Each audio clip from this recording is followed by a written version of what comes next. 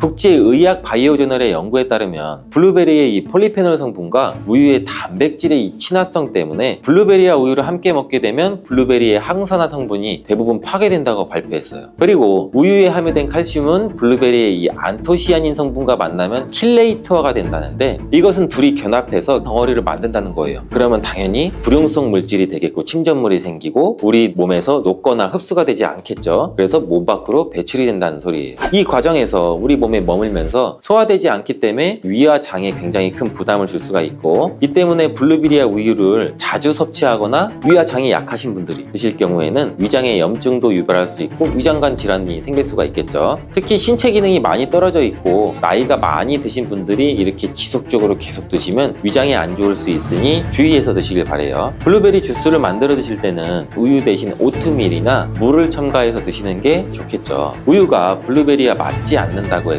요거트도 맞지 않는다는 것은 아니에요. 요거트는 발효 과정을 거쳐 단백질이 쉽게 분해되기 때문에 항산화 성분의 흡수율을 오히려 높여줘요. 요거트에 냉동 블루베리를 얹어서 먹는 것은 좋은 블루베리를 먹는 방법이 되겠습니다. 블루베리를 드실 때 주의하셔야 할 분들도 있어요. 블루베리에는 살리실산이라는 성분이 있는데 이것 때문에 알레르기 반응을 일으키는 분들이 간혹 있거든요. 블루베리는 세계 10대 건강식품에 들어갈 만큼 우리 몸을 건강하게 하는데 굉장히 큰 도움이 되는 과일이에요. 최근 10년간 소비량이 가장 많이 늘어난 과일이기도 한데 특히 50대 이상에서 굉장히 급속도로 섭취량이 늘어나고 있대요. 이렇게 섭취량이 급속도로 올라가고 있는 이유는 블루베리가 먹기에도 편하고 건강에도 좋다고 알려지고 있기 때문인데, 냉동 블루베리의 판매량도 요새 굉장히 많이 증가되고 있다고 해요. 냉동 블루베리를 씻지 않고 그냥 드시는 분들이 또 굉장히 많아지고 있어요. 누구는 그냥 먹어도 돼, 어떤 사람은 반드시 씻어 먹어야 돼, 의견이 굉장히 분분해요. 영상을 통해서 제가 블루베리 먹는 방법과 블루베리 효능, 함께 먹으면 안 되는 음식과 함께 먹으면 좋은 음식까지 블루베리에 대한 모든 것 제가 지금 알려드릴게요. 먼저 냉동 블루베리를 씻어야 되느냐 그냥 먹어도 되느냐 제가 정리해 드릴게요. 결론부터 말하자면 씻어서 드시는 것이 안전하다입니다. 먼저 냉동 블루베리를 구입하셨다면 식품의 유형을 한번 확인하시기 바래요. 식품 유형에 과체 가공품이라고 적혀 있다면 씻어서 냉동한 블루베리이기 때문에 그냥 드셔도 되시긴 해요. 근데 식품 유형에 농산물이라고 표기가 되어 있다면 이것은 씻지 않고 냉동되어 유통된 블루베리이기 때문에 반드시 씻어서 드시는 게 좋아요. 근데 간혹 식품 유형이 표기가 되어 있지 않은 제품들도 있는데 이런 제품은 당연히 씻어 드시는 게 좋겠죠. 2022년 한국소비자연맹에서 현재 시중에 판매되고 있는 냉동과일, 블루베리, 망고, 딸기 등등 제품을 선정해서 안전성 평가를 했는데, 과체 가공품 같은 세척과일 제품에서 미생물, 잔류농약, 곰팡이, 독소 등의 검사에서 규격 기준에는 적합하긴 했지만 이 미생물과 잔류농약이 검출된 제품들도 있었어요. 이 자료를 바탕으로 한다면 이 냉동 블루베리 제품도 이미 씻어서 유통이 되고 있다고 할지라도 한 번 정도는 씻어 드시는 게 좋겠어요. 블루베리 씻는 방법은 흐르는 물에 약 30초 정도만 씻어주면 되는데, 깨끗이 빡빡 씻는다고 블루베리를 물에 오래 담가두거나 흐르는 물에서도 오래 씻으면 안 돼요. 블루베리에 함유된 안토시아닌 성분은 수용성이기 때문에 영양소가 다 빠져나가 버릴 수 있어요. 잔류 농약 또한 수용성이기 때문에 흐르는 물에 약 30초 정도만 씻어도 충분하니 걱정 말고 드셔도 괜찮습니다. 블루베리는 특별히 생과일보다 냉동 블루베리가 이 안토시아닌 함량이 높다고 해요. 이 시드니의 뉴사우스 웨일즈 대학의 연구진이 블루베리를 건조, 냉장, 냉동했을 때 핵심 영양소가 어떻게 변화되는지 실험을 했는데, 안토시아닌의 함량이 블루베리 1g당 생과일일 때는 7.2mg, 냉장 보관했다가 2주가 지났을 때는 5.7mg로 줄었고 건조했을 때는 4.3mg로 더욱 줄었대요. 근데 냉동 한 달 후에는 8.1mg으로 오히려 생과일 때보다 늘어났고, 냉동 3달이 지나자 7.9mg로 소폭 줄었지만 역시 생과일 때보다 많은 함량이 확인되었다고 해요. 실험 결과로만 보면 블루베리는 냉동으로 드시는 것이 가장 많은 영양분을 섭취할 수 있다는 말이 되겠네요. 추가로 눈 건강이나 심혈관 질환, 당뇨 등에 도움이 많이 되는 시중에 이 안토시아닌 함량이 개런티된 영양제도 많이 나와 있으니 꼭 블루베리나 빌베리와 같은 영양제를 드시려면 건강기능 식품으로 제조된 안토시아닌이 최소 최소 50mg 개런티 된 제품을 드시는 게 굉장히 좋겠죠. 그렇다면 다른 채소나 과일은 냉동했을 때 핵심 영양소의 함량이 어떻게 될까요? 이 영양소에 따라 보존력이 강한 것도 있고 약한 것도 있는데, 딸기의 한 종류인 이 라즈베리는 폴리페놀 성분이 핵심 영양소예요. 생과일일 때보다 냉동일 때가 킬로그램당 폴리페놀 함량이 약 100mg 정도 상승하는 것으로 나타났고, 당근의 경우에는 핵심 영양소가 이 베타카로틴이라는 거 많이들 알고 계시잖아요. 냉동 보관했을 때 3개월이 지나면 베타카로틴의 함량이 현저히 떨어져요. 이렇듯 냉동 채소, 냉동 과일은 핵심 영양 성분에 따라서 함량이 높아질 수도 있고 낮아질 수도 있어요. 냉동 블루베리를 구입하셔서 보관할 때는 주의사항이 있어요. 판매되는 냉동 블루베리는 대량으로 포장되어 있는데 한 번에 드실 수가 없는 양으로 포장이 되어 있어요. 냉동 블루베리는 해동해서 드시게 되면 녹으면서 안토시아닌까지 함께 녹아 나오기 때문에 냉동실에서 꺼내 바로 드시는 게 가장 좋아요. 혹시나 해동이 되었다면 다시 냉동하시면 안 돼요. 해동이 되면서 미생물이 증식을 하게 되고 그 상태로 냉동을 하면 미생물까지 함께 냉동이 돼요. 그것을 드시면 당연히 복통이나 설사나 이런 걸 유발할 수가 있겠죠.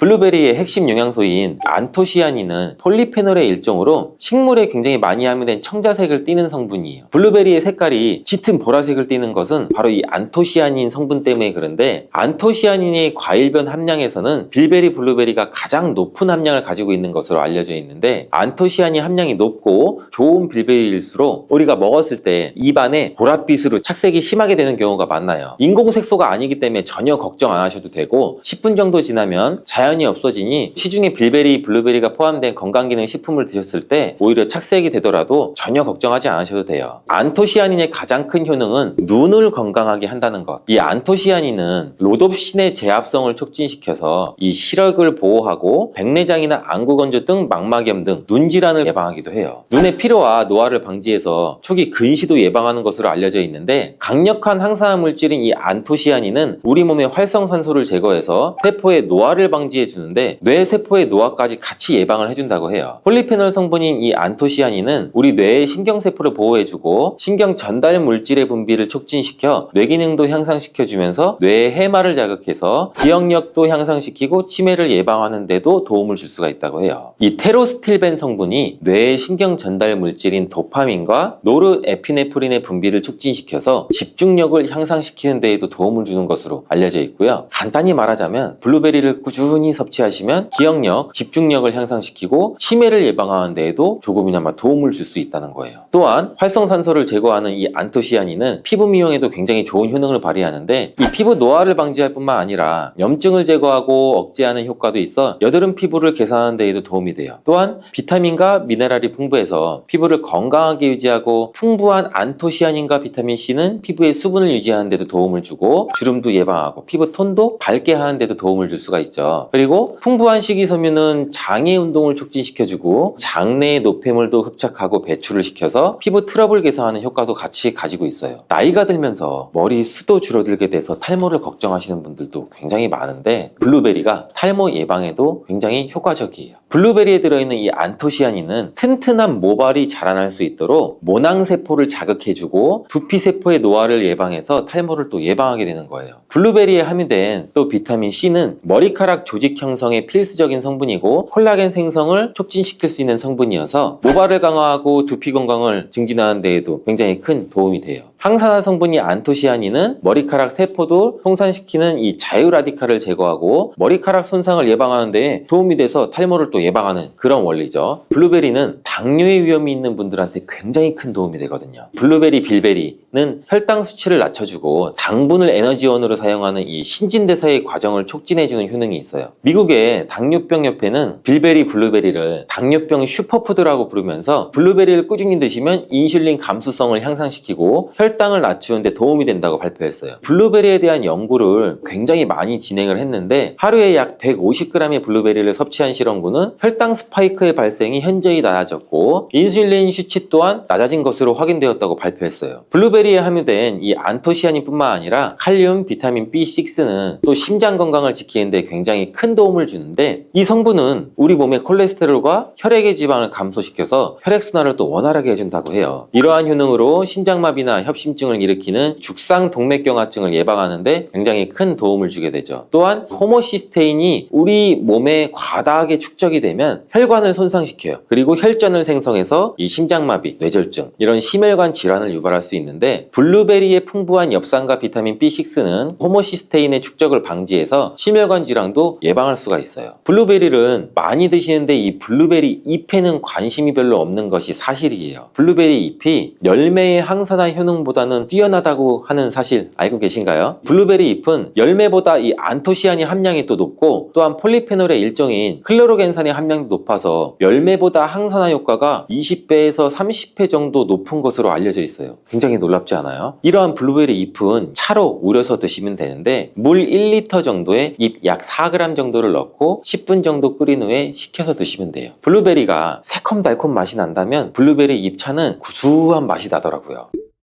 이렇게 좋은 블루베리도 함께 먹으면 안 되는 음식이 있는데 바로 우유예요. 깜짝 놀라지 않으셨나요? 보통 냉동 블루베리를 우유와 함께 믹서기에 갈아서 주스로도 쉐이크로도 많이 드시는데, 이렇게 되면 블루베리의 영양소가 파괴가 돼요. 국제의학 바이오저널의 연구에 따르면 블루베리의 이 폴리페놀 성분과 우유의 단백질의 이 친화성 때문에 블루베리와 우유를 함께 먹게 되면 블루베리의 항산화 성분이 대부분 파괴된다고 발표했어요. 그리고 우유에 함유된 칼슘은 블루베리의 이 안토시아닌 성분과 만나면 킬레이터가 된다는데, 이것은 둘이 견합해서 덩어리를 만든다는 거예요. 그러면 당연히 불용성 물질이 되겠고 침전물이 생기고 우리 몸에서 녹거나 흡수가 되지 않겠죠. 그래서 몸 밖으로 배출이 된다는 소리예요. 이 과정에서 우리 몸에 머물면서 소화되지 않기 때문에 위와 장에 굉장히 큰 부담을 줄 수가 있고, 이 때문에 블루베리와 우유를 자주 섭취하거나 위와 장이 약하신 분들이 드실 경우에는 위장에 염증도 유발할 수 있고 위장관 질환이 생길 수가 있겠죠. 특히 신체 기능이 많이 떨어져 있고 나이가 많이 드신 분들이 이렇게 지속적으로 계속 드시면 위장에 안 좋을 수 있으니 주의해서 드시길 바래요. 블루베리 주스를 만들어 드실 때는 우유 대신 오트밀이나 물을 첨가해서 드시는 게 좋겠죠. 우유가 블루베리와 맞지 않는다고 해서 요거트도 맞지 않는다는 것은 아니에요. 요거트는 발효 과정을 거쳐 단백질이 쉽게 분해되기 때문에 항산화 성분의 흡수율을 오히려 높여줘요. 요거트에 냉동 블루베리를 얹어서 먹는 것은 좋은 블루베리를 먹는 방법이 되겠습니다. 블루베리를 드실 때 주의하셔야 할 분들도 있어요. 블루베리에는 살리실산이라는 성분이 있는데 이것 때문에 알레르기 반응을 일으키는 분들이 간혹 있거든요. 블루베리를 드시면 입술이 붓거나 간지럽거나 복통과 설사의 증상이 나타난다면 즉시 블루베리 섭취를 중단하셔야 돼요. 그리고 블루베리에는 혈액을 묽게 만드는 비타민 K가 풍부하게 함유되어 있는데, 심장질환이나 뇌혈관 질환으로 이미 아스피린과 같은 혈전 용해제를 복용하시고 계신 분들이 블루베리를 과다하게 섭취하게 되면 문제가 발생할 수 있으니 적당히 드시길 바래요. 또한 사람에 따라서 블루베리가 일시적으로 혈당을 낮추는 효과도 가지고 있기 때문에 당뇨가 있는 분들이 블루베리를 과하게 섭취할 경우에는 저혈당 증세도 나타날 수 있어요. 어떤 음식이든 각자 우리 몸의 체질에 맞게 드시는 게 가장 좋겠죠. 그러면 모든 과일들은 몸에 다 좋나? 아니죠. 아쉽게도 아니에요. 이 GI 지수가 높은 식품은 혈당을 급격히 상승시킬 수가 있어요. 특히 고칼로리 식사와 과다한 당분 섭취는 당뇨의 주요 원인이 될 수가 있어요. 당뇨가 있더라도 적당히 섭취하면 건강에 도움이 되는 과일들 제가 5가지 알려드릴게요. 건강한 습관이 항상 나를 만든다. 건강한 삶을 원하시면 지금 바로 구독을 눌러주세요. 당뇨가 걱정이라면 바로 이 과일을 드셔야 됩니다. 형형색색의 과일들은 우리의 눈과 입을 즐겁게 하죠. 또 계절마다 다른 제철 과일들을 손꼽아 기다리기도 하고요.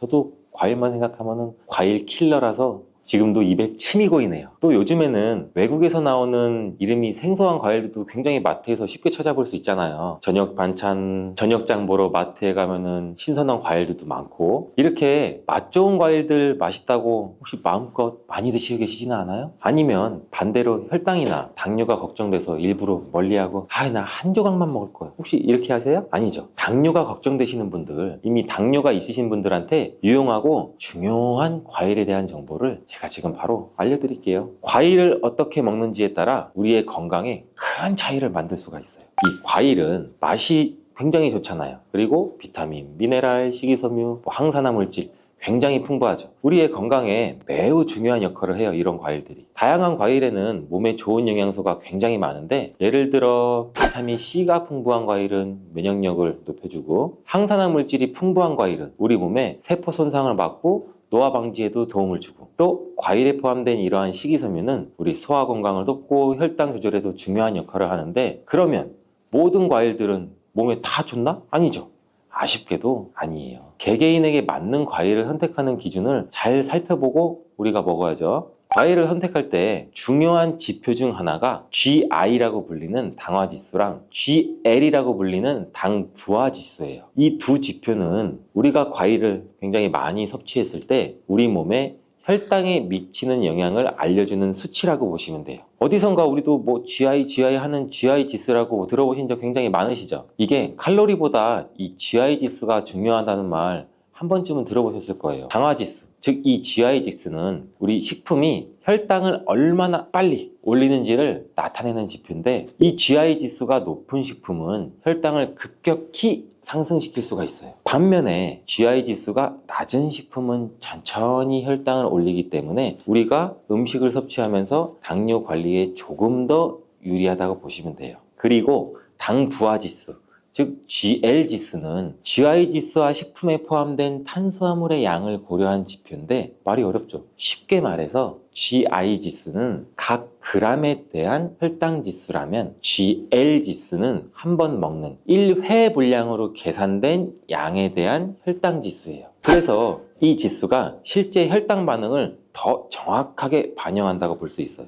일반적으로 당화지수와 당부하지수가 낮은 과일이 이 혈당 스파이크, 즉 혈당이 급격히 높아지거나 낮아지는 이런 현상을 일으키지 않는데, 이 때문에 혈당이 걱정되시는 당뇨 환자분들은 이러한 과일을 잘 알고서 드셔야 되는 게 중요하겠죠. 당뇨병은 혈당 조절에 문제가 생기는 질환인 거 다 아시죠? 대부분의 경우 인슐린이라는 호르몬이 정상적으로 작용하지 않거나 인슐린 저항성의 문제와 분비량이 부족해져서 혈당이 높아지게 되는 거죠. 주된 원인은 크게 보면 유전적인 요인과 생활 습관에 있어요. 이러한 당뇨병은 가족력으로 전해지는 경우도 많고, 또한 불규칙한 식습관, 과도한 스트레스, 운동 부족, 비만 등도 굉장히 주요한 원인인데, 특히 고칼로리 식사와 과다한 당분 섭취는 당뇨의 주요 원인이 될 수가 있어요. 그래서 더더욱 음식을 드실 때 더 잘 알아봐야 하는데, 우리 당뇨가 있으신 분들은 단 음식, 과일을 섭취하면 안 된다, 이렇게 알고 계신 분들이 굉장히 많아요. 그렇죠? 하지만 당뇨에 도움이 되는 과일이 있다는 거, 이제 이 당뇨에 좋은 과일들을 한번 알아볼게요. 당뇨가 있더라도 적당히 섭취하면 건강에 도움이 되는 과일들 제가 5가지 알려드릴게요. 첫 번째는 블루베리입니다. 이 블루베리는 대표적인 당뇨에 좋은 과일로 잘 알려져 있는데, 그 이유가 아까 설명드린 GI 지수가 낮기 때문이에요. 이 GI 지수가 낮다는 것은 쉽게 말해 혈당을 급격하게 올리지 않는다는 뜻인 거, 우리 다 이해하셨죠? 그래서 블루베리는 당뇨 환자들이 섭취하기에 굉장히 좋은 과일이에요. 블루베리는 또 항산화 성분이 굉장히 풍부해서 우리 몸의 세포 손상을 예방하고 염증을 줄이는 데 도움도 돼요. 특히 이 블루베리 껍질에 풍부하게 함유된 안토시아닌이라는 항산화 물질은 혈당을 조절하는 데에도 긍정적인 영향을 미치고, 또한 우리 눈 건강에도 굉장히 도움이 많이 되기도 해요. 이 블루베리는 식이섬유도 많고 우리 몸의 소화 속도를 늦추고 혈당 상승도 완만하게 만드는데, 이 블루베리를 생으로 신선하게 먹거나 요거트나 샐러드에 추가해서 먹으면 굉장히 맛있게 드실 수가 있어요. 하지만 과유불급, 블루베리도 당분이 함유되어 있기 때문에 하루 한 줌 정도만 드시는 걸 추천드리겠습니다.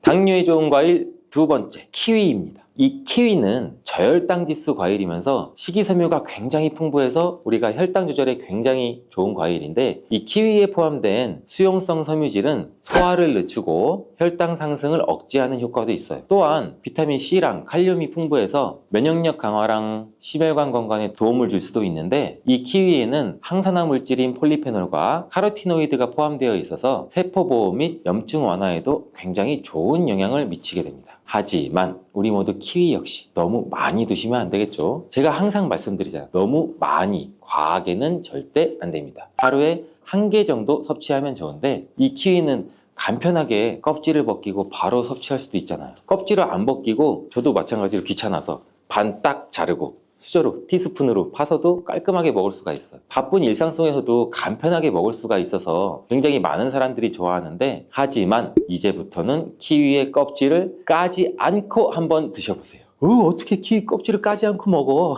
키위의 껍질에는 실은 속살보다 더 많은 섬유질, 즉 식이섬유가 풍부해서 변비나 장 건강에 도움을 줄 수 있고, 굉장히 다양한 항산화 물질이 포함되어 있기 때문에 우리 몸의 세포 손상도 막을 수가 있다고 해요. 또 면역 체계에도 도움을 줄 수가 있다고 하고. 근데 까슬까슬한 털이 있어서 겉면을 잘 씻어서 껍질째로 한번 드셔보시는 게 좋을 것 같은데, 껍질이나 과육에 알러지 반응이 있으신 분들은 껍질을 벗기고 먹는 게 물론 좋습니다. 저도 실은 한 번도 키위를 껍질째 먹어보진 않았는데 오늘 집에 가서 한번 잘 씻어서 도전해 보겠습니다. 여러분들도 한번 도전해 보세요. 세 번째 과일은 배입니다. 배는 저혈당 지수 과일 중에 하나로, 특히 배에는 수용성 식이성분인 펙틴이 풍부해서 우리 몸의 소화 과정을 늦추고 혈당이 급상승하는 걸 억제하는 데 도움을 줄 수 있습니다. 배의 섬유질은 장 건강에도 좋고 우리 변비를 예방하는 데도 아주 효과적인데, 배는 비타민 C, 항산화 성분, 그리고 수분이 많이 포함된 과일로 우리 몸의 수분 균형을 유지하는 데도 물론 도움을 줘요. 수분이 풍부한 배는 특히 체내 독소 배출과 배뇨 촉진에도 좋은 영향을 주는데, 이로 인해서 배는 당뇨 환자의 전반적인 건강 유지에도 긍정적인 영향을 준다고 해요. 또 배는 달콤하고 시원한 맛이 있어 남녀노소 호불호 없이 굉장히 좋아하는 과일이죠. 차게 냉장고에 해놨다.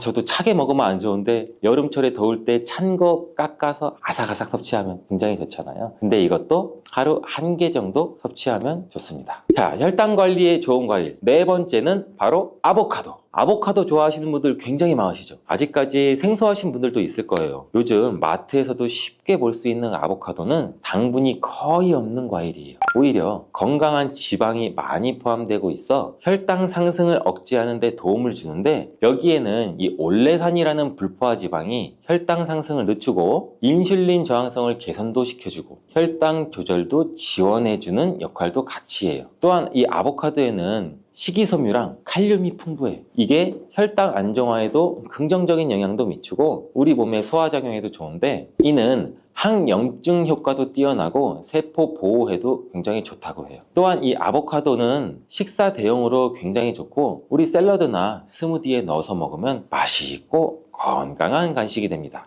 그러나 이렇게 몸에 좋은 아보카도도 너무 많이 섭취하면 탈이 날 수가 있어요. 하루에 반 개 정도 섭취하는 것이 적당하다고 합니다. 다섯 번째 과일은 사과입니다. 저는 새콤달콤한 이 사과를 정말 좋아하는데, 이 사과가 외국에서는 하루 한 알의 사과면 의사 선생님이 필요가 없다, 진짜 이런 말이 있을 정도로 몸에 굉장히 좋아요. 이 사과는 식이섬유가 매우 풍부한 과일인데, 사과에 포함된 펙틴이라는 식이섬유는 아까도 잠깐 말씀드렸듯이 소화 속도를 늦추고 혈당 상승을 억제하는 데도 굉장히 효과적이에요. 특히 껍질을 포함한 사과를 섭취하면 이 식이섬유의 섭취량이 훨씬 많아져 혈당 관리에 큰 도움이 될 수도 있고, 사과도 또한 이 저혈당 지수 과일로 혈당을 급격하게 올리지 않으므로 당뇨 환자가 섭취하기에 굉장히 좋은 과일이에요. 또한 이 사과에는 비타민 C가 풍부하고 폴리페놀과 같은 항산화 성분도 포함되어 있어 당뇨뿐만 아니라 염증 완화와 면역력 강화에도 도움을 줍니다.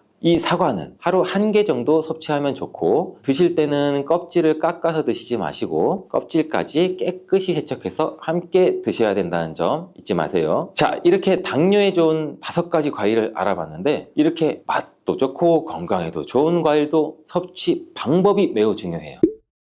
그럼 당뇨에 악영향을 줄 수 있는 과일 섭취 방법에는 무엇이 있는지 알아볼까요? 당뇨에 안 좋은 과일 섭취법 첫 번째, 과일 주스로 주시는 거예요. 과일 주스로 100%, 이 100% 과일 주스로 드셔도 가공 과정에서 당분이 많이 포함될 수가 있고, 또 이 액상이라서 몸의 흡수 또한 일반 과일을 먹었을 때보다 우리 몸이 흡수율이 빨라질 수가 있어요. 이렇게 흡수율이 빨라지면 이 혈당 스파이크를 쉽게 불러일으킬 수도 있고, 주스 대신 생과일을 섭취하는 것이 훨씬 더 건강에 이로우니 우리 모두 기억하시길 바래요. 또 두 번째, 건조된 과일입니다. 과일 자체가 나쁘다고 제가 말씀드리는 거 아니에요. 건조된 과일인 건과일은 당뇨에 좋지 않아. 왜? 건과일은 과일의 수분 함량은 낮아지고 과일의 부피는 줄어들지만 당분은 그대로 함유하고 있어서 당분 농도가 높아요. 여러분, 혈당 지수 GI가 높아서 혈당을 급격히 올릴 수가 있기 때문에 예를 들어 건포도, 건살구, 건무화과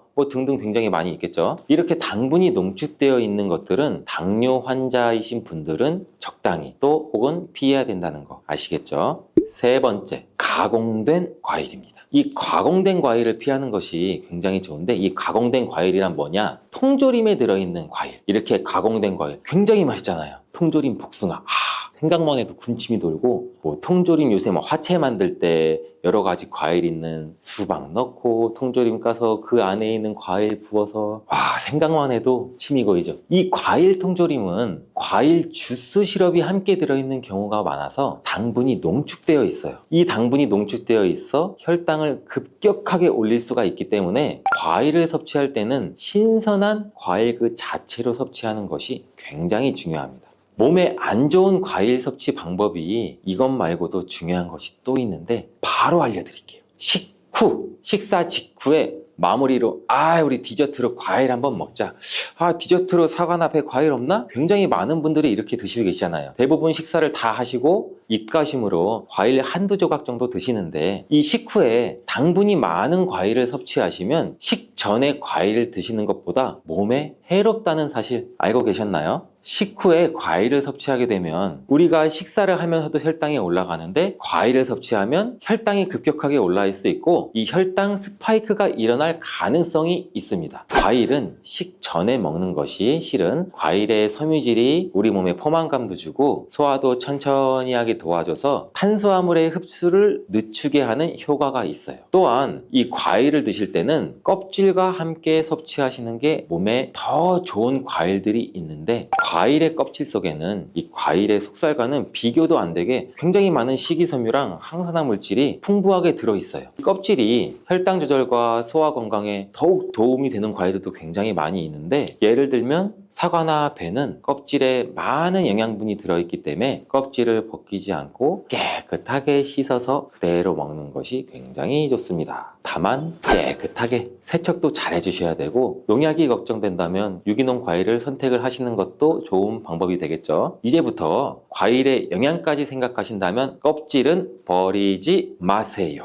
마지막으로 섭취 방법과 함께 중요한 건 과일을 드실 때의 양을 꼭 조절해야 된다는 겁니다. 제가 계속 말씀드렸죠. 양, 적정량. 그럼 맛있는 과일을 한번 먹기 시작하면 배가 부를 때까지 드시지는 않나요? 물론 그런 경험 굉장히 많을 거예요. 저도 마찬가지고. 근데 과일은 이렇게 자연적인 당분을 포함하고 있기 때문에 적당량을 섭취하는 것이 굉장히 중요한데, 하루에 한두 개가 적당해요. 일반적으로 보면 이것도 과일 종류에 따라 달라서 굉장히 주의를 해주셔야 됩니다. 맛있는 과일 계속 저절로 손이 가더라도 손이 가요, 손이 가. 건강한 몸을 위해서 참고 너무 많이 먹지 않도록 주의하세요. 건강한 몸을 위해서 건강한 습관이 나를 만든다. 오늘도 꼭 기억해 주세요. 그래서 혈관에 문제가 생기기 시작하면 여러 가지 질병이 쫙 뻗어 나타나는 거예요. 대표적인 혈관성 질병이 고혈압, 당뇨, 치매 등등이 있잖아요. 이런 중요한 혈관을 건강하게 만들기 위해 반드시 섭취해야 되는 채소가 오늘의 주인공, 바로 양파예요. 이 양파의 첫 번째 효능은 바로 혈관을 깨끗하게 청소해 준다는 거예요. 혈관이 부드럽고 탄력이 좋아야 되는데, 나이가 들면 들수록 딱딱하고 혈관벽이 두꺼워지고 콜레스테롤 때문에 혈관벽이 좁아지기도 하고 혈전이 생겨서 혈액순환도 안 되고,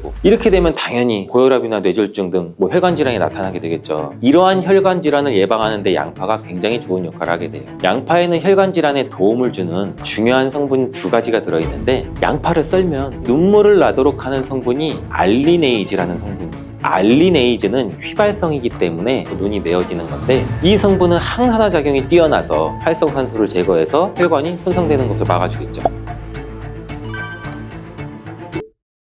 양파 이렇게 드시면 오히려 건강에 독이 될 수가 있어요. 식탁 위의 혈관 청소부라는 양파는 많은 요리에 사용되는 우리나라에게 너무 익숙한 채소죠. 중국 사람들이 돼지 기름으로 요리한 음식을 또 굉장히 많이 드시잖아요. 이 혈관 질환에 잘 걸리지 않는 이유 중 하나가 바로 양파를 많이 먹기 때문이라고 해요. 이 양파는 혈관 청소 외에도 정말 다양한 효능이 있는데 아무리 좋은 양파도 잘못 먹으면 오히려 건강을 해치는 독이 될 수가 있어요. 양파의 효능 4가지와 양파를 어떻게 먹어야 하는지, 양파를 드실 때 주의해야 할 점, 양파를 먹으면 효능이 배가 되는 음식까지 양파에 대한 모든 것 알려드릴게요. 나이가 들면서 가장 신경 써야 할 부분이 저는 혈관 건강이 아닌가 싶어요. 노화가 진행되면서 당연히 우리 세포나 혈관의 노화도 진행이 되는데 사람 몸의 혈관의 길이가 무려 약 10만 킬로미터, 무려 우리 지구 지름이 약 4만 킬로 정도 된다고 하는데 지구를 2바퀴나 돌 수 있는 길이에요. 이렇게 긴 혈관이 우리 몸속에 있는데 온몸 구석구석 혈관이 그럼 닿지 않는 데가 없겠죠. 그래서 혈관에 문제가 생기기 시작하면 여러 가지 질병이 쫙 뻗어 나타나는 거예요. 대표적인 혈관성 질병이 고혈압, 당뇨, 치매 등등이 있잖아요. 이런 중요한 혈관을 건강하게 만들기 위해 반드시 섭취해야 되는 채소가 오늘의 주인공, 바로 양파예요. 이 양파의 첫 번째 효능은 바로 혈관을 깨끗하게 청소해준다는 거예요. 혈관이 부드럽고 탄력이 좋아야 되는데 나이가 들면 들수록 딱딱하고 혈관벽이 두꺼워지고 콜레스테롤 때문에 혈관벽이 좁아지기도 하고 혈전이 생겨서 혈액순환도 안 되고, 이렇게 되면 당연히 고혈압이나 뇌졸중 등 혈관 질환이 나타나게 되겠죠. 이러한 혈관 질환을 예방하는 데 양파가 굉장히 좋은 역할을 하게 돼요. 양파에는 혈관 질환에 도움을 주는 중요한 성분 2가지가 들어있는데, 양파를 썰면 눈물을 나도록 하는 성분이 알리네이즈라는 성분이에요. 알리네이즈는 휘발성이기 때문에 눈이 메어지는 건데, 이 성분은 항산화 작용이 뛰어나서 활성산소를 제거해서 혈관이 손상되는 것을 막아주겠죠. 노화도 방지해주고, 이 혈액이 뭉치는 현상도 억제하고 혈액순환도 원활하게 해주는데 도움을 줘서 혈중 콜레스테롤 수치도 낮춰주는데 도움을 주고, 혈관질환, 고혈압, 동맥경화 같은 이런 질환도 예방하는데 많은 도움을 줄 수 있다고 해요. 이뿐 아니라 혈당 조절에도 도움을 줘서 당뇨를 예방하는 데에도 효과가 있는 것으로 알려져 있어요. 양파에는 또 2021년 1년 동안 2300편의 논문이 나올 정도로 주목받고 있는 성분이 있는데 바로 퀘르세틴이라는 성분이에요. 퀘르세틴은 그만큼 많은 효능이 있고 계속해서 지금도 효능들이 발견되고 있어요. 양파에는 이 퀘르세틴이 정말 많이 함유가 되고 있는데, 퀘르세틴의 많은 효능 중 가장 큰 효능이 바로 혈관을 깨끗하게 청소해 준다는 거예요. 또한 강력한 항산화 물질인데 활성산소가 많으면 혈관 세포도 손상시키고 노화시킨다고 말씀드렸잖아요. 각종 질병을 일으키는 원인을 제공하기도 하는 활성산소를 제거해줘서 혈관을 건강하게 도와주는 것이에요. 염증도 같이 잡아주고 암도 예방하고 비염에도 도움을 주는 효능도 있다고 많이들 알려져 있죠. 그렇다면 이 퀘르세틴은 양파 전체에 골고루 함유되어 있을까요?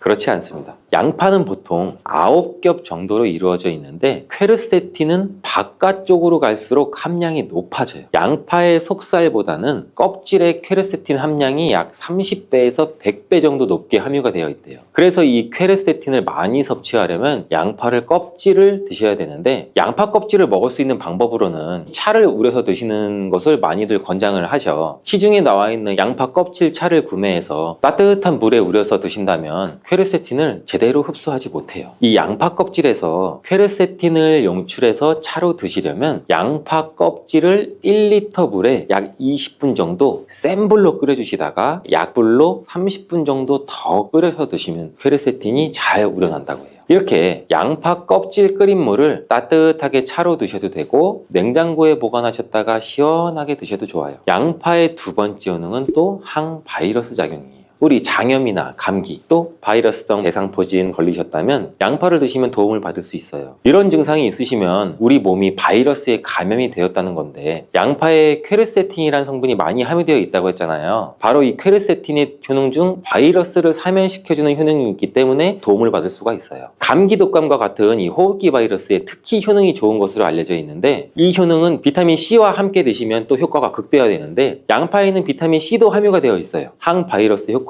굉장히 뛰어나겠죠. 또 양파에는 알리신이라는 성분도 풍부하게 함유가 되어 있는데, 이 성분도 항균 작용이 뛰어나서 퀘르세틴과 함께 몸에 들어오는 바이러스와 균들을 차단해줘서 우리 몸을 건강하게 유지시켜주는데 큰 역할을 할 수가 있죠. 또 양파의 3번째 효능은 당뇨를 예방하고 혈당을 조절해준다는 것이에요. 당뇨는 췌장에서 인슐린 분비가 제대로 되지 않거나 인슐린의 역할을 제대로 하지 못할 때 발생하게 되잖아요. 높은 혈당이 지속되면 지속되면 고혈당이라고 하고 낮은 혈당이 지속되면 저혈당이라고 하죠. 이런 상태가 지속되는 것을 당뇨병이라고 하는데 이럴 때 혈당을 조절해주는 성분이 바로 인슐린인데 이 인슐린은 혈당 수치를 적절하게 유지하는 역할을 해줄 뿐 아니라 남는 포도당을 지방으로 저장하는 역할도 해줘요. 또 양파에는 크롬이라는 성분, 미네랄이 풍부한데 크롬은 천연 인슐린이라는 별명이 있을 정도로 혈당을 조절하는데 탁월한 효능도 가지고 있어요. 혈당 조절 건강기능식품을 보시면 빠지지 않고 크롬이 함유되어 있는 걸 보실 수가 있죠. 또한 포도당 대사의 항상성도 유지를 시켜주고 혈전이 생기는 것도 방지해주고 혈액순환도 원활하게 하는데 도움을 줄 수가 있어요.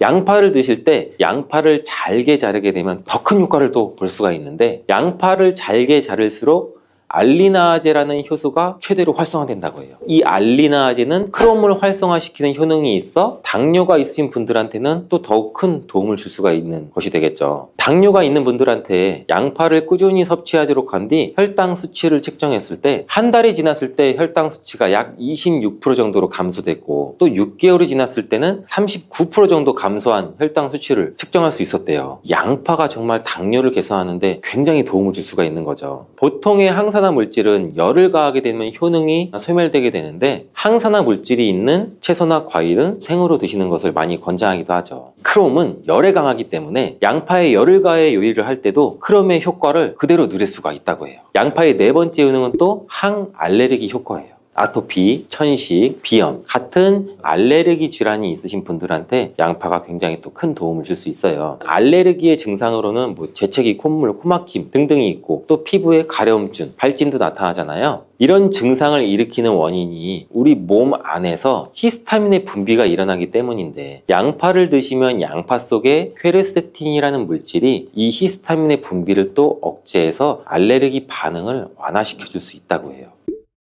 이러한 여러 효능이 있는 양파는 함께 드실 때 효능이 배가 돼서 보약이 되는 잘떡궁합의 식품들이 있는데 첫 번째, 바로 식초예요. 양파를 피클로 만들어 드시면 상큼하니 입안을 개운하게 해주기도 하는데 고기랑 함께 드실 때 참 좋죠. 한 가지 주의할 점은 이런 피클을 만들 때 설탕을 너무 많이 넣으면 오히려 건강에 더 해가 되겠죠. 피클의 맛이 약간은 떨어지더라도 건강을 위해서는 설탕은 빼고 만드시는 것을 추천해 드려요. 또한 식초에는 피로를 유발하는 젖산의 분비를 억제하는 효능이 있고 양파는 피로 회복에 좋은 비타민 B1의 흡수를 촉진하는 효능도 있어 양파와 식초를 함께 드시면 에너지를 충전하고 피로를 회복하는 데 도움을 받을 수가 있죠. 또한 식초는 나쁜 콜레스테롤의 흡수도 억제해서 혈관 건강도 도움을 줘서 우리 몸의 면역력 강화에도 큰 효과가 있습니다. 양파와 함께 드시면 보약이 되는 식품 두 번째는 바로 계란이에요. 이 계란 노른자에는 루테인과 지아잔틴 이 두 가지 중요한 항산화 성분이 풍부하게 함유가 되어 있는데 이 지아잔틴은 자유라디칼이라는 성분으로부터 우리 눈을 보호하죠. 이 자유라디칼은 환경적인 요인이나 노화나 스트레스 등으로 발생해서 우리 세포를 손상시키는 것을 말해요. 눈에 발생하게 되면 심하면 또 실명까지도 이를 수가 있는데 계란에는 콜린이라는 성분이 함유가 되어 있는데 콜린은 대표적인 뇌 건강을 좋게 하는 물질이에요. 아세틸콜린이라고 하는 신경 전달 물질을 만드는 데도 콜린이 작용하기도 하는데 이 아세틸콜린이 부족하게 되면 기억력 저하나 학습 능력의 감소, 더 나아가서 이제 치매도 일으킬 수가 있겠죠. 양파의 퀘르세틴과 알리나제 성분으로 혈관을 깨끗하게 하고 활성산소도 제거해서 혈관 세포를 손상도 막아주는 효과랑 계란의 콜린이 효능이 만나서 뇌혈관을 건강하게 하고 뇌신경을 활발하게 해서 치매 예방에 정말 좋은 음식이 되는 거죠. 양파와 함께 드시면 보약이 되는 식품 세 번째는 마늘입니다. 마늘에는 알싸한 매운맛을 내는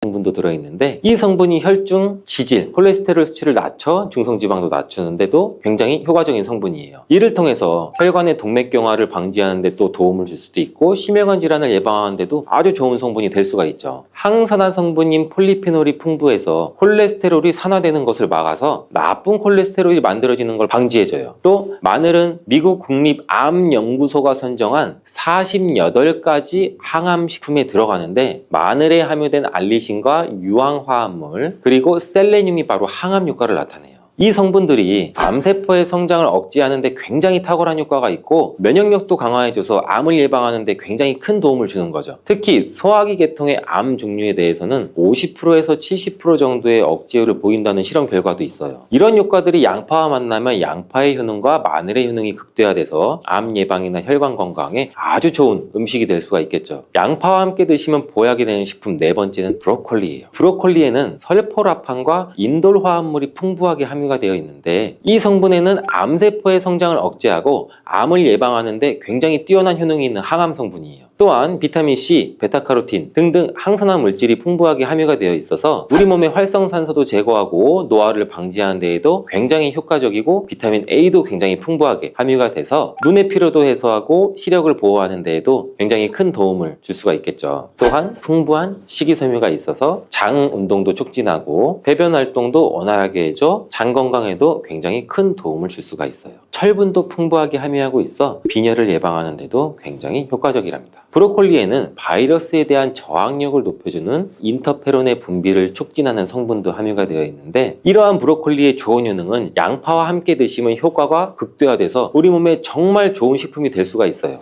양파와 함께 드시면 보약이 되는 식품 다섯 번째, 오메가3 지방산이 풍부한 들기름이에요. 들기름은 오메가3 지방산이 풍부해서 우리 뇌의 신경을 보호하고 염증도 감소시켜주는 효과가 있어요. 또한 이 알파리놀렌산이 풍부한데 이 성분은 우리 몸에 흡수될 때 이 DHA로 전환이 돼서 기억력을 또 강화시켜줘요. 학습 능력 또한 향상시켜주는 효과도 갖고 있는데 이 오메가3가 풍부한 등푸른 생선을 섭취해도 같은 효능도 누릴 수가 있어요. 양파와 들기름, 꽁치, 고등어와 같은 등푸른 생선을 드셔도 뇌 건강에 많은 도움을 받을 수가 있죠. 이렇게 몸에 좋은 양파도 드실 때 주의하셔야 되는 분들이 있는데 첫 번째는 동맥경화를 치료하는 와파린 나트륨이라는 성분의 항응고제를 드시는 분들이에요. 혈전 형성을 방지하는 약과 혈액을 묽게 하는 양파를 같이 드시면 오히려 출혈의 위험이 있으니 주의해서 드시길 바라고요. 두 번째는 소화불량이 있으면서 가스가 잘 차시는 분들은 또 양파를 많이 드시면 안 돼요. 이 양파가 장 건강에 도움이 된다고 해서 양파를 드셨는데 오히려 가스가 차고 속이 불편하신 분들도 있으신데 이런 분들은 양파를 드실 때 주의해서 조금만 드시길 바래요. 체질적으로 양파와 또 맞지 않는 분들이 있을 수가 있어요. 세 번째로는 간이 약한 분들이에요. 이런 분들은 양파 좋다고 양파를 많이 드시게 되면 오히려 간에 부담이 될 수 있고 간 건강도 해칠 수가 있어요. 네 번째는 양파를 드시면 혀에 백태가 끼고 기미가 올라오는 것이 발견되시면 양파를 드시지 않는 것이 좋아요. 다섯 번째, 정말 중요한 내용인데요. 건강에 좋다고 양파즙 많이 내려 드시는 분들 많죠. 근데 혈당 관리를 해야 되는 당뇨가 있으신 분들과 신장이 안 좋으신 분들은 절대 양파즙을 많이 드시면 안 돼요. 양파즙을 내게 되면 이 농축이 돼서 당도도 같이 올라가요. 그리고 즙 상태로 드시게 되면 흡수도 굉장히 빨라서 혈당이 또 급격하게 올라갈 수가 있고 양파즙에는 칼륨의 함량도 높은데 당뇨 환자뿐 아니라 신장이 안 좋은 분들이 양파를 마시면 칼륨이 신장에 무리를 줘서 건강이 더욱 악화될 수가 있어요. 칼륨이 잘 배출되지 않아서 몸에 쌓이면 심장에까지도 무리를 주게 되고 심하면 돌연사의 원인이 될 수도 있죠. 대부분 소고기, 돼지고기 이런 고기 등을 많이 먹어야 체력이 보충되고 건강에 이롭다고 알고 계시는 분들도 많으실 거예요. 하지만 붉은 고기에는 포화지방과 같은 유해 물질이 포함되어 있을 수 있고 이는 췌장암의 위험 요소로도 작용할 수 있기 때문에 굳이 고기를 섭취를 안 하셔도 되는데 소고기, 양고기는 고지방식으로 분류가 되기 때문에 특히 지방이 많은 부위는 췌장암 위험과도 관련이 있을 수가 있고 햄, 소세지 등 가공된 붉은 고기가 제일 안 좋죠. 세계보건기구 WHO에서는 발암물질 1급으로 등재가 되어 있어요. 그만큼 피하시는 게 좋은데 안전한 조리법으로 적당히 드시는 게 가장 좋습니다. 아무래도 고탄수화물식과 당이 많이 들어간 음식을 섭취하게 되면 혈당이 급격하게 상승되고 이를 조절하기 위해서 췌장에서 많은 양의 인슐린을 분비하기 때문에 이 과정이 반복되면 과도하게 자극을 받아 손상도 입을 수가 있고 인슐린 수치도 지속적으로 높을 경우에는 췌장암 발생과도 관련이 있다고 해요. 그리고 이러한 습관은 체중 증가와 비만, 당뇨병의 발생의 위험률도 높일 수가 있는데 이런 증상이 있다면 췌장암의 신호일 수가 있어요. 바로 병원 가셔서 진료를 한번 받아보시는 것을 추천드리겠습니다. 침묵의 살인자라는 별명을 가지고 있고 의사들도 무서워하는 최악의 암이 무엇인지 알고 계신가요? 모든 암을 통틀어 완치율, 5년 내의 생존율 모두 최하위를 차지한 췌장암이에요. 췌장암은 소화기관의 일부인 췌장에 발생하는 암으로 길쭉한 모양을 하고 있고, 소화를 돕는 아밀라아제와 같은 효소와 혈당 조절에 중요한 인슐린과 같은 호르몬을 분비하는 역할을 해요. 서양인에 비해 동양인에게서 흔히 많이 발생된다고 알려져 있다고 하는데, 그 이유는 인종에 따른 췌장 길이와 특성 때문이고, 구조적으로 쉽게 췌장암에 노출된 확률이 높은 민족이라고 해요. 췌장암이 무엇인지, 어떤 방법으로 예방할 수 있는지 관심과 주의를 기울일 필요가 있어요. 침묵의 암이라고 불리는 췌장암이 무섭고 위험한 이유는 여러 가지 특징들 때문에 조기 발견이 굉장히 어렵기 때문인데, 초기 증상이란 게 거의 없어요. 발견되면 이미 한 3기에서 4기인 경우가 대부분이라고 하고, 그 이유는 췌장이 우리 복부 깊숙한 곳에 위치해 있고, 소장이나 대장, 십이지장, 위비장 등에 둘러싸여 있어서 다른 장기와는 달리 육안으로 증상을 확인하기가 굉장히 힘들다고 해요. 종양이 췌장의 또 머리 부분에 위치할 경우 담관을 막아서 명확한 증상을 유발시키기도 한데, 몸통이나 꼬리 쪽에 생길 경우에는 이렇다 할 증상이 나타나지 않을 수가 있어서 진단이 굉장히 힘들다고 해요. 그리고 다른 암에 비해 전이 속도가 또 매우 빠르다는 특징이 있어서 환자분들께서 증상을 느끼고 병원을 방문했을 때는 이미 병이 어느 정도 진행된 상태인 경우도 많고, 치료도 쉽지가 않다고 하는데, 방사선 치료나 항암 치료에 대한 반응이 다른 암에 비해서 낮은 편이고, 췌장암이 가지고 있는 이 특수한 유전자 변이가 치료에 대한 저항성을 증가시키기 때문이라고 해요. 수술이 잘 되더라도 육안으로는 보이지 않는 미세한 암이 남아있는 경우도 많아 미세 전이도 잘 되고, 대부분 암이 진행된 후 발견되는 경우도 많고, 수술 절제가 가능한 케이스는 20% 이내라고도 하더라고요. 운 좋게 수술을 하더라도 5년 생존율이 14.3% 정도고, 초기부터 말기까지 췌장암 전체적인 단계에서 5년 생존율은 단 5%밖에 되지 않는다고 하네요.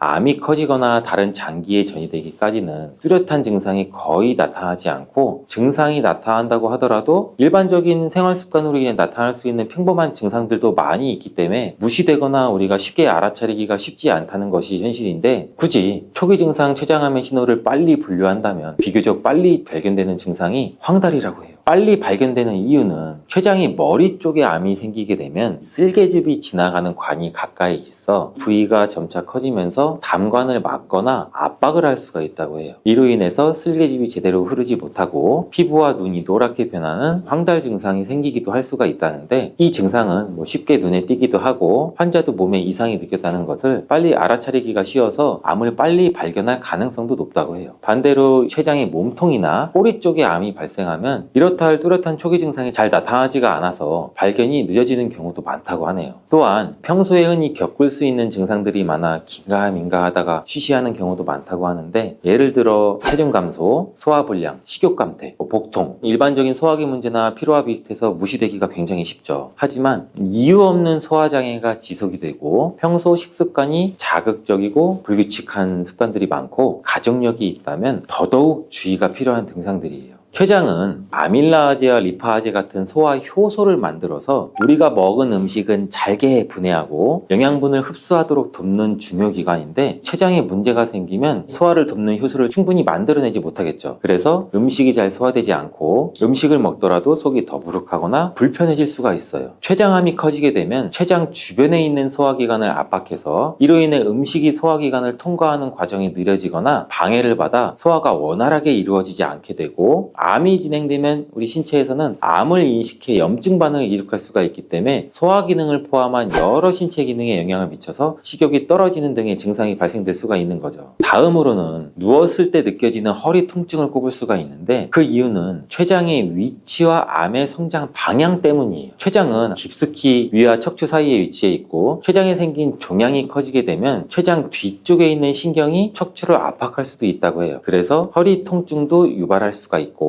평소 근육통과는 다르게 깊고 지속적이면서 뒤쪽에 위치한 후복막 장기이기 때문에 눌렀을 때 당연히 아프진 않을 수는 있다는 특징을 갖는데, 그리고 갑작스럽게 당뇨가 생겼다면 췌장암을 의심해 볼 수가 있어요. 이 또한 췌장의 기능과 암의 진행 방식의 관련이 굉장히 큰데, 췌장은 소화효소와 더불어서 인슐린과 같은 호르몬을 분비하는 굉장히 중요한 역할을 하는 기관이에요. 이 인슐린은 혈당을 조절하는 기능을 하지만 췌장암이 발생되면 췌장의 인슐린 생성세포에도 영향을 미쳐서 인슐린 생산도 방해할 수가 있어요. 인슐린이 충분히 분비가 되지 않으면 혈당이 높아질 수밖에 없고 당뇨병을 유발하는 원인이 되기도 하겠죠. 그렇다고 당뇨가 오래되면 무조건 췌장암으로 발전되거나 췌장암 전 단계가 당뇨일 수가 있다는 것은 아니에요. 췌장의 기능이 저하되면 체내에서 인슐린에 대한 저항성도 생기고 인슐린 분비에 문제가 일으킬 수가 있기 때문에 혈당을 효과적으로 낮추지도 못하고 인슐린이 제대로 작동되지 않아서 없던 당뇨가 갑자기 생기기도 한다는 거예요. 혹시 치주질환이 췌장암과 연관이 있다는 이야기를 들어보신 분도 계신가요? 치주질환이 있는 분은 반드시 췌장암에 걸리는 게 당연히 아니지만 일부 연구에서는 췌장암의 위험 요인 중 하나로 제시가 되기도 했어요. 그 이유는 치주질환이 발생하게 되면 이 구강 내 만성적인 염증도 유발하는데 이 염증은 정신질환과도 연관될 수 있고 구강 내 박테리아와 독소로 인해서 체내 염증 반응도 증가시킬 수 있다고 해요. 치주질환은 췌장암뿐만 아니라 폐암, 위장암 등 다양한 암의 발병에 영향을 미칠 수가 있는데 이가 썩은 것이 없고 잇몸이 튼튼해야 전신 건강에 좋다는 말이 있듯이 정기적인 치과 검진과 평소 구강 관리도 잘 하는 것이 중요합니다. 어떤 병이든 예방을 하기 위해서는 좋은 것보다도 나쁜 것을 피하고 하지 않는 것이 중요한데 췌장암 예방을 위해서 꼭 끊어야 하는 음식들도 있습니다.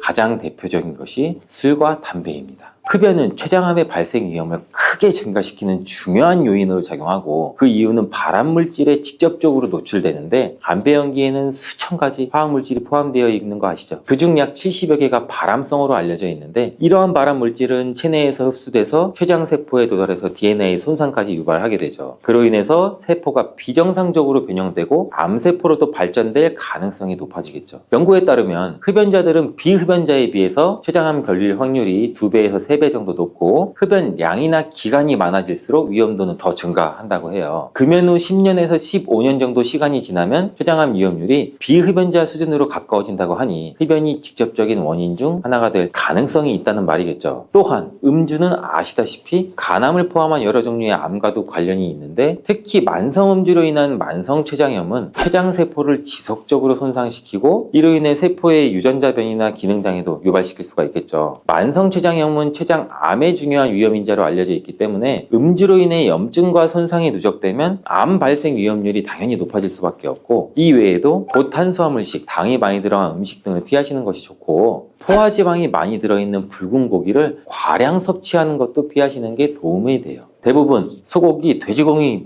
이런 고기 등을 많이 먹어야 체력이 보충되고 건강에 이롭다고 알고 계시는 분들도 많으실 거예요. 하지만 붉은 고기에는 포화지방과 같은 유해 물질이 포함되어 있을 수 있고 이는 췌장암의 위험 요소로도 작용할 수 있기 때문에 굳이 고기를 섭취를 안 하셔도 되는데 소고기, 양고기는 고지방식으로 분류가 되기 때문에 특히 지방이 많은 부위는 췌장암 위험과도 관련이 있을 수가 있고 햄, 소시지 등 가공된 붉은 고기가 제일 안 좋죠. 세계보건기구 WHO에서는 발암물질 1급으로 등재가 되어 있어요. 그만큼 피하시는 게 좋은데 안전한 조리법으로 적당히 드시는 게 가장 좋습니다. 아무래도 고탄수화물식과 당이 많이 들어간 음식을 섭취하게 되면 혈당이 급격하게 상승되고 이를 조절하기 위해서 췌장에서 많은 양의 인슐린을 분비하기 때문에 이 과정이 반복되면 과도하게 자극을 받아 손상도 입을 수가 있고 인슐린 수치도 지속적으로 높을 경우에는 췌장암 발생과도 관련이 있다고 해요. 그리고 이러한 습관은 체중 증가와 비만, 당뇨병의 발생의 위험률도 높일 수가 있는데 비만과 당뇨병은 췌장암의 주요 위험 요소로 알려져 있기 때문에 균형 잡힌 식단을 유지하는 게 매우 중요해요. 그렇다면 췌장암을 예방할 수 있는 균형 잡힌 식단에는 어떤 것이 있을까요?